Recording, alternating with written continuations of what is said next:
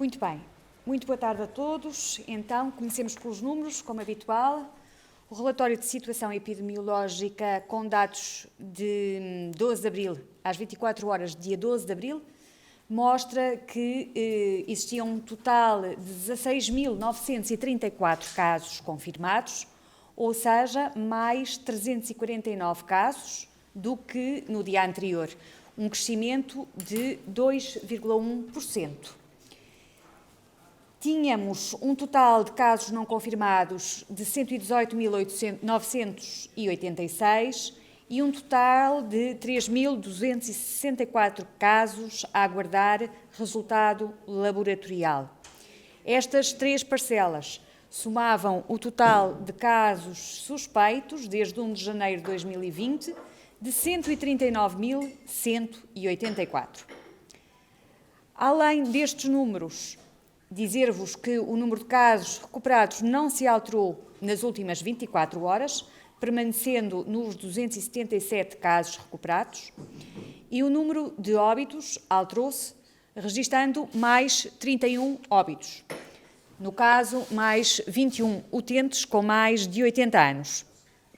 A taxa de letalidade subiu, portanto, alguns pontos percentuais, estando agora nos 3,2%. A taxa de letalidade acima dos 70 anos situou-se nos 11,2%. Dito isto, relativamente aos nossos casos confirmados, a situação dos mesmos é a seguinte: 88,2% eram pessoas que permaneciam nos seus domicílios, em casa, 7% eram pessoas que estavam internadas, das quais 5,9% em enfermaria de hospital e 1,1% em unidade de cuidados intensivos. Registámos nas últimas 24 horas 40 saídas de cuidados intensivos, maioritariamente para unidades de internamento geral. Temos mais 10 pessoas internadas em unidade de internamento geral. A diferença justifica-se, sobretudo, por altas para domicílio. A propósito do seguimento de doentes Covid-19, como já ontem sublinhei, há um conjunto de doentes que estão em domicílio e que estão a ser acompanhados telefonicamente. Neste momento, a atualização de números mostra que há cerca de 73 mil profissionais a utilizar a aplicação Trace Covid e mantém-se cerca de 36 mil utentes em vigilância clínica. Quanto à linha de saúde 24, o SNS 24, ela continua a funcionar com normalidade, uma tendência que se tem mantido nos últimos dias. Ontem tinha recebido 10.943 chamadas, recordo que são chamadas de todo o tipo, não apenas chamadas por Covid, e atendido 9.903 chamadas, com a generalidade dos utentes a esperar 30 segundos. A linha de atendimento psicológico também a registar quase 230 chamadas, entre chamadas de cidadãos em geral e de profissionais. Dou agora uma nota sintética sobre os temas habituais, começando pelos testes. Desde 1 de março realizados quase 179 mil testes de diagnóstico para Covid-19 no nosso país. E agora uma nota que nos parece importante: entre 1 e 31 de março realizaram-se cerca de 45% destes testes e de 1 a 12 de abril cerca de 55% destes testes. Ou seja, durante os primeiros dias de abril, até 12 de abril, que é o dia para o qual já temos números relativamente estáveis, já realizámos mais testes do que durante o mês de março, o que mostra o nosso objetivo, a nossa estratégia de testar mais. O dia em que foram realizados mais testes mantém-se ainda o dia 9 de abril, quinta-feira passada, o dia em que foram realizados cerca de 11.900 testes. E nesse dia, como já ontem referi, a taxa de positivos, de confirmados para Covid, em relação ao número de testes foi de quase 8%. Como referi ontem também, esta semana o aspecto mais crítico que enfrentamos nesta dimensão testes é o da concretização da entrega dos kits de extração, 1 milhão de artigos em entrega. Continuaremos também a trabalhar com os vários laboratórios, públicos e privados, para alinhar o tempo de resposta de todos os laboratórios que realizam teste para SARS-CoV-2, desejavelmente para as 72 horas. Quanto agora a equipamentos de proteção individual, o plano de entregas semanais prevê que esta semana sejam recebidas encomendas externas e encomendas internas. Nas encomendas externas, gostava de assinalar estar prevista a entrega de cerca de 19 milhões de máscaras cirúrgicas e 1 milhão de máscaras FFP2, para além de luvas, viseiras, máscaras de proteção ocular, protetores de calçado, etc. Da indústria nacional, exclusivamente da indústria nacional, receberemos batas, fatos de proteção integral e toucas. Por último, e uma vez mais, relativamente aos ventiladores, como eu referi ontem, esta semana estamos a fazer todos os esforços no sentido de conseguir a entrega dos ventiladores que já adquirimos e vários níveis de influência estão em contacto com a China. Iremos mantendo a informação atualizada. Agora, uma nota final. A Direção-Geral da Saúde, penso que acaba de publicar, ou estará neste momento a publicar, uma informação sobre o uso de máscaras na comunidade. De sublinhar a este tipo alguns aspectos que constam a este propósito, alguns aspectos que constam detalhadamente da norma, da informação da Direção-Geral da Saúde. O primeiro aspecto é o de que existem 3 tipos de máscaras. Portanto, este conceito geral que designamos de máscaras abrange, na realidade, e para efeitos de pandemia de Covid-2, pelo menos 3 tipos de artigos. Os respiradores, aquilo que nós designamos por FFP, que são as iniciais de Filtering Face Piece, ou seja, um equipamento de proteção individual destinado aos profissionais de saúde de acordo com determinadas normas. E há uma norma para estes respiradores modelo 2 e modelo 3. E estamos a falar de um tipo de artigo. Depois temos as designadas máscaras cirúrgicas, um dispositivo que previne a transmissão de agentes infecciosos das pessoas que utilizam a máscara para as restantes. E depois as designadas máscaras não cirúrgicas, que também se podem chamar máscaras comunitárias, máscaras sociais ou simplesmente equipamentos de proteção. Estes são dispositivos diferentes dos anteriores, não obedecem à normalização, podem ser de diferentes materiais, designadamente algodão, têxtil ou outros, e são destinados à população em geral. Não se destinam, em caso nenhum, a ser utilizados por profissionais de saúde ou por pessoas doentes. Não são, portanto, dispositivos certificados. Quanto à utilização das máscaras cirúrgicas e dos respiradores, dos tais FFP2 e FFP3, a sua utilização não gera controvérsias hoje em dia, penso eu, já foi interiorizada a quem se destina e está perfeitamente clara a sua utilização em várias normas. Recordo-vos que a DGS recomendou a utilização de máscaras cirúrgicas a todos os profissionais de saúde, a pessoas com sintomas respiratórios e a pessoas que entrem em instituições de saúde. Por outro lado, a Direção-Geral da Saúde também recomendou a utilização de máscaras cirúrgicas a pessoas mais vulneráveis, nomeadamente idosos de mais de 65 anos, com doenças crónicas e em estados de imunossupressão, que devem utilizar estas máscaras sempre que saiam de casa. E recordo ainda que, na semana passada, a Direção-Geral da Saúde alargou a recomendação da utilização de máscaras cirúrgicas e alguns outros equipamentos de proteção individual a elementos de alguns grupos profissionais, designadamente profissionais das forças de segurança e militares, bombeiros, distribuidores de bens essenciais ao domicílio, trabalhadores de lares, de IPSS, de unidades de cuidados continuados integrados, agentes funerários e profissionais que façam atendimento ao público onde não seja possível outras medidas de isolamento. Ora bem, recentemente o Centro Europeu de Prevenção e Controlo de Doenças veio tratar este tema no dia 8 de abril, apresentando um conjunto de argumentos a favor e contra o uso de máscaras sociais, de máscaras não cirúrgicas, de máscaras comunitárias. E concluiu com recomendações que, como temos dito sempre, a Direção-Geral da Saúde iria acompanhar, e essas recomendações estão hoje traduzidas para uma norma e são no essencial, as seguintes.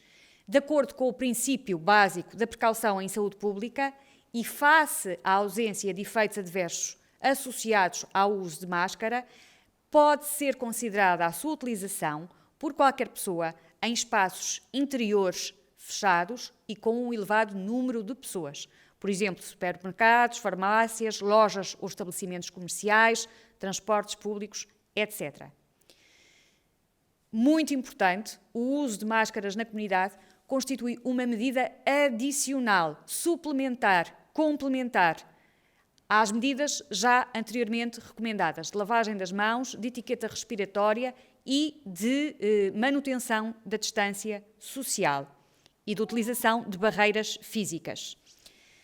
Por outro lado ainda, a utilização deste tipo de equipamento deve ser meticulosamente realizada e, portanto, há um conjunto de dispositivos de informação que estão preparados e que são, nesta mesma data, também libertados sobre a colocação de equipamentos. Dizer ainda que, neste momento em que nos encontramos numa regra de confinamento, esta utilização é, portanto, diferida no tempo. Neste contexto, diversas entidades, e nomeadamente o Infarmed, o Centro Tecnológico das Indústrias Têxtil e de Vestuário de Portugal, diversos peritos, a ASAI, outras entidades, concluirão esta tarde as normas técnicas para a utilização destas máscaras ditas sociais e partilhá-las-ão designadamente com a indústria. Este é, portanto, o início de mais uma semana, a 7ª, desde que Portugal registrou o primeiro caso de Covid-19. Nós, pela nossa parte, cá continuaremos a trabalhar num conjunto de normas ao nível da Direção-Geral de Saúde, num conjunto de entregas ao nível de serviços partilhados do Ministério da Saúde e do Infarmed e, em termos de Ministério da Saúde, numa resposta que permita recomeçar o tratamento programado, não urgente, de doentes não Covid-19 em segurança nas próximas semanas. Muito obrigada e ficávamos agora à disposição das perguntas que nos queiram dirigir. Obrigada. Bom dia a todos. Filipe Canhoto Ribeiro, RTP, e pegando nas palavras finais do seu discurso, falamos então desta nova norma que vai entrar em vigor, julgo que nas próximas horas. Já aqui descreveu algum dos parâmetros que vão entrar em prática, mas eu pergunto-lhe, estas normas ou estas máscaras comunitárias vão exatamente servir para quê e para quem em concreto? E se, ao alargarmos este número de máscaras, vamos ter máscaras suficientes para todos? Isto no dia em que um conjunto de empresários, mais de 150, de vários setores da sociedade, pediram o alargamento faseado para se retomar a uma aparente normalidade no que toca a algumas profissões. Isto é um começo, é uma abertura a que a economia possa começar a funcionar aos poucos. E agora, fazendo a pergunta, uma vez que há uma outra denúncia, desta vez a Norte, o diretor de Patologia do São João disse esta manhã à RTP que há falta de coordenação na distribuição de material para rastreio à Covid-19, acusa o Governo não existir ninguém especializado para priorizar estes rastreios. E a somar-se a isso, há casos de idosos doentes que são transportados para os lares de idosos. Eu pergunto como é que isto é permitido e está a ser feito. Muito bem, então são 3 questões, 2 eu percebi perfeitamente, a última não percebi tão completamente, mas poderá certamente explicitar melhor. A questão das máscaras.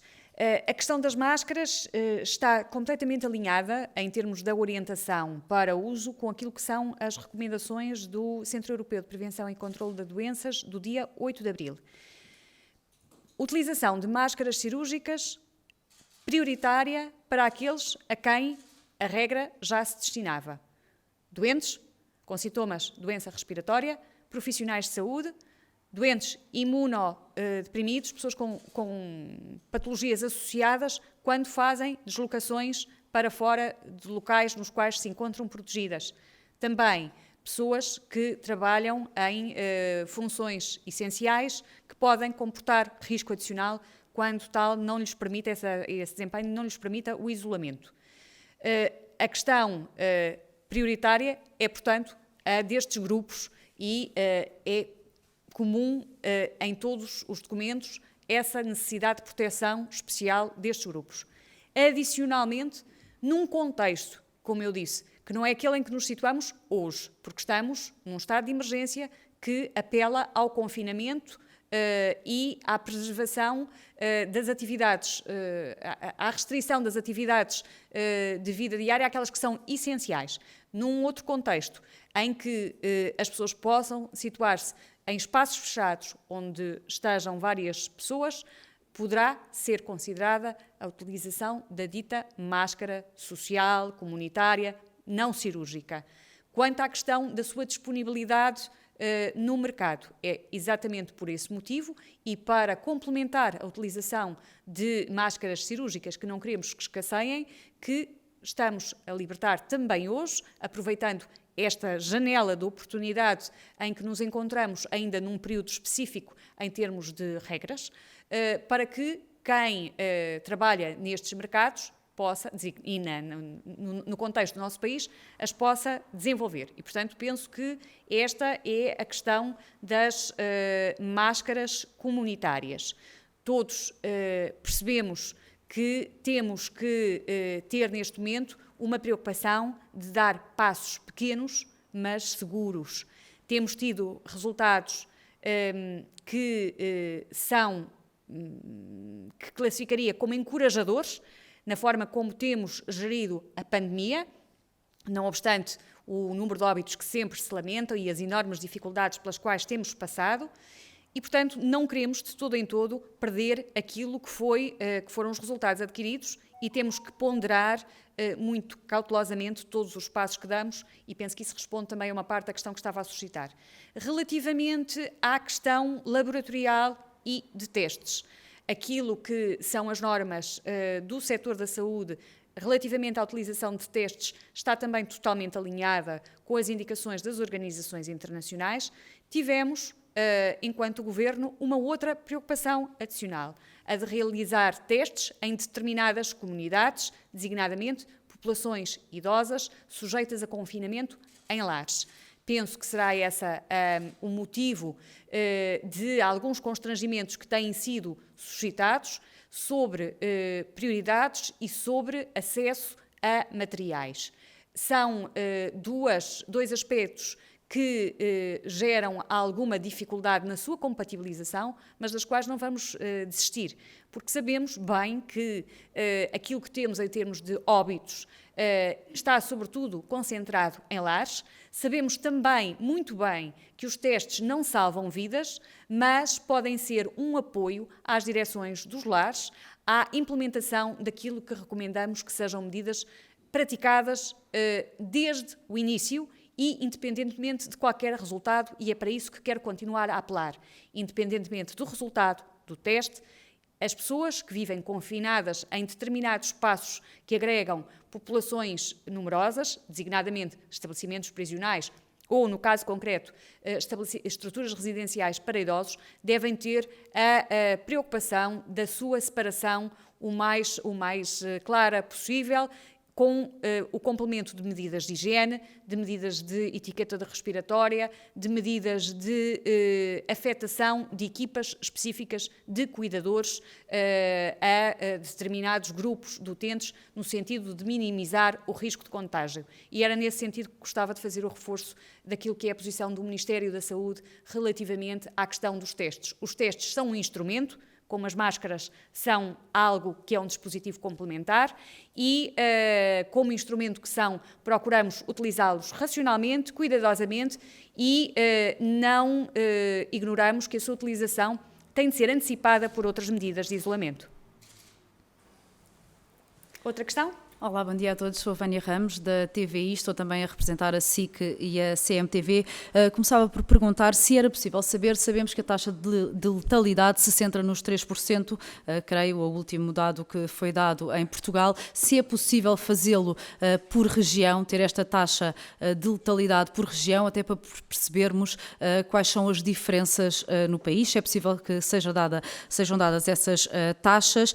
Perguntava também, já que falou dos ventiladores, que continuamos a aguardar, perguntava primeiro que tudo se já fomos confrontados em algum momento com falta de camas ou de ventiladores em algum hospital do país, e se sim, em qual, e se de facto estes ventiladores para chegarem a Portugal, se estão a ser necessários neste concreto momento para dar, portanto, assistência aos doentes que estão no hospital, não só também a ser tratados de Covid-19. Para a SIC, perguntava, 26 dias depois, o que é que justifica que se mantenha o cordão sanitário no concelho de Ovar? Muito obrigada pelas suas questões. Eu acho que vou dividi-las com a Sra. Diretora-Geral da Saúde. Relativamente à questão dos ventiladores, neste momento não houve nenhuma situação que não tenha sido possível de ser resolvida por articulação dos nossos hospitais e também da Comissão de Resposta em Medicina Intensiva à Covid-19. Houve situações de maior constrangimento, designadamente, e foram noticiadas em Aveiro, no Hospital de Aveiro. A situação na altura ficou ultrapassada com outros hospitais da rede SNS, e aquilo que sabemos neste momento é que, de uma forma geral, o número de doentes em cuidados intensivos está a decrescer. Portanto, aquilo que nos está a chegar em termos de números é esse decréscimo, e também do contacto com os hospitais é a informação de que há menos doentes internados em cuidados intensivos com transferência para a enfermaria geral, o que é um sinal encorajador, mas não podemos ficar completamente tranquilos, e por isso continuamos a apostar na recepção da encomenda que fizemos, que pagámos, na resposta àquilo que são as novas exigências da China relativamente aos documentos que têm a acompanhar a saída deste tipo de material. Estamos a tratar disso através das nossas instâncias próprias, e queremos também receber as outras encomendas de ventiladores que fizemos. Sabemos que esta doença vai permanecer connosco até um tratamento ou uma vacina, e, portanto, a capacidade e o reforço das nossas unidades de cuidados intensivos é muito importante.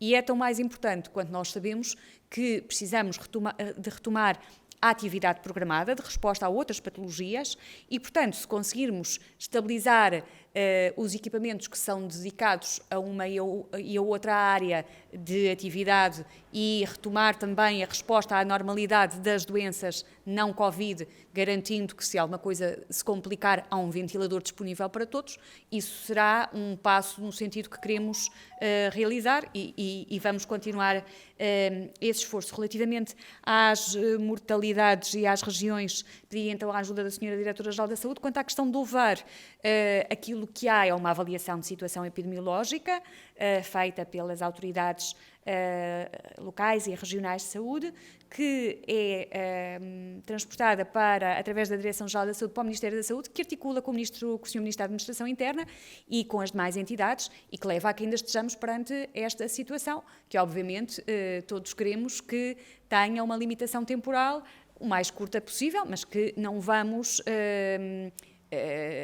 adotar por alterar sem ter a certeza de que estamos aí no sentido certo. Bom dia. Relativamente à questão da letalidade, eu aqui recordo, para que as pessoas percebam, que é de facto o número de pessoas que morrem em relação ao número de doentes, neste caso por Covid. Há de facto pequenas variações regionais que podem refletir também três circunstâncias especiais.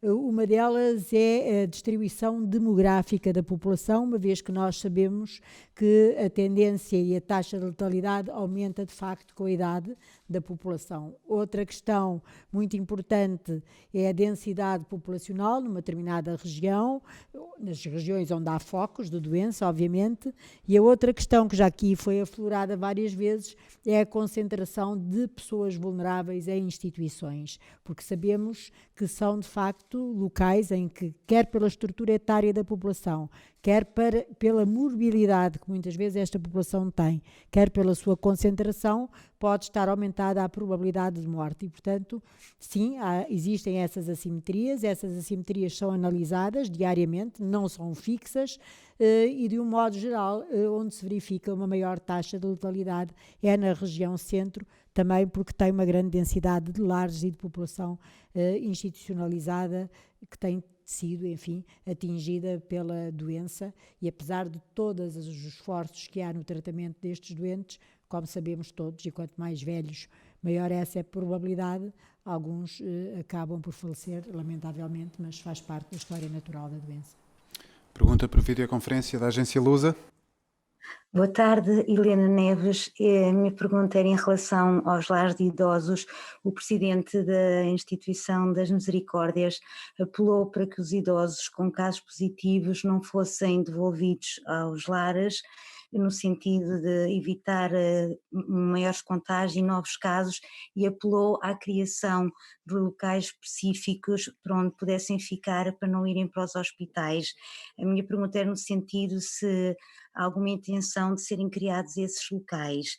Outra questão perguntava em relação aos kits necessários para a realização dos 1.900 testes, se já há previsão do dia em que vão chegar. Muito obrigada.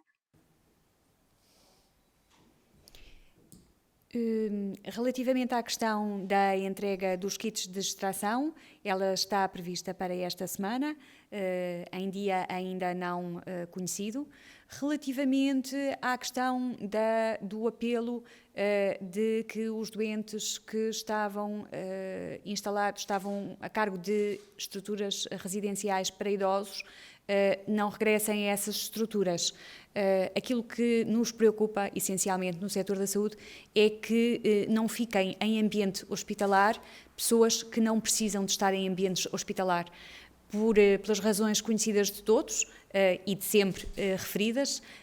Não deve estar em hospital quem não precisa de lá estar, porque o hospital é também, em última instância, um local que comporta riscos em termos de presença. Por outro lado, obviamente que os hospitais têm de ser preservados na sua utilização para os casos de doença aguda e, portanto, é muito relevante que sejam encontradas outras respostas para estas situações que não precisam de permanecer em ambiente hospitalar.